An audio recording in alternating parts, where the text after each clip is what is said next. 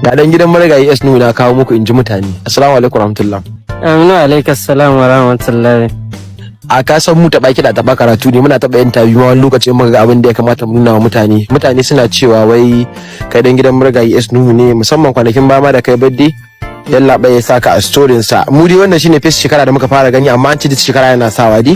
To muka ce za mu zo mu tambaye ka kamar yadda mutane suke son sani, shin kai dan gidan marigayi S Nuhu ne ko kuma dai kawai kamace ko kuma dai dan uwanka ne?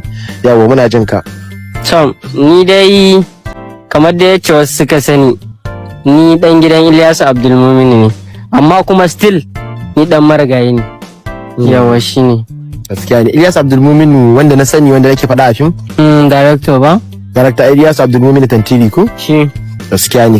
To ai abinda nake so in fahimta, kuna da alaka ta jini tsakaninka da kai da marigayi ne ko kuma kawai kamace irin noman? Sana'ar mu ce ta zo ɗaya, ina fim yana fim amma ya riga ya rasu. Allah ya masa. Shine ko kai kama? To Allah ne, da lamari na Allah ne. To wannan shine jumping, wannan mun yi tsallake kenan. To zamu dawo farkon tambayar, me asalin sunanka? Sunana Ahmad mana, Ahmad ILIYASU ABDULMUMINI. ILIYASU ABDULMUMINI Tantiri. Duk yacce ka ga dama, amma sunana Ahmad ILIYASU ABDULMUMINI, ko a lahira da abin da za a tashe ni kenan. Okay, me yasa baka content ne Ahmad? Content banda wanda nake yi. Kana content ne? Ina yin kawai like ka gane, kawai ina yin duk abin da na ga dama ne, kawai duk abin da na ga ina so kawai ina yi, indai bai saba wa addini ba. Menene babban burin ka a industry? A industry. Gaskiya kawai ni ban da wani buri a industry gaskiya. Wane ne favorite jarumin ka a industry? Babana. Wa?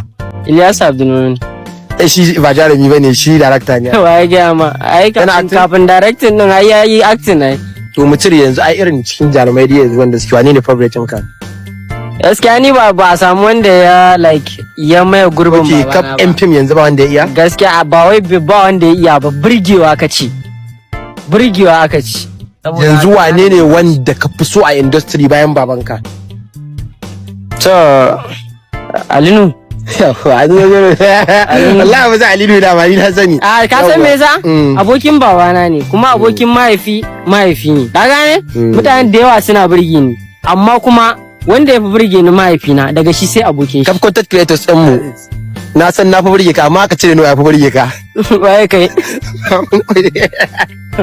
Waye burge ka a content creators? Content creators gaskiya abokaina sun fi burge ni. Suwa? Ba ɗaya za ka faɗa. Kawai. Wanda ya fi burge ka a content creators na Arewa gabaki ɗaya. Gaskiya ni karan kaina. Kai ka cire kanka, ai kai dan hoto ne. Me waye a wani asalin content creator ne fi burge ka, me creating content? Suna da yawa gaskiya, ban da fi ba. Kwaya ɗaya kawai, kwaya ɗaya.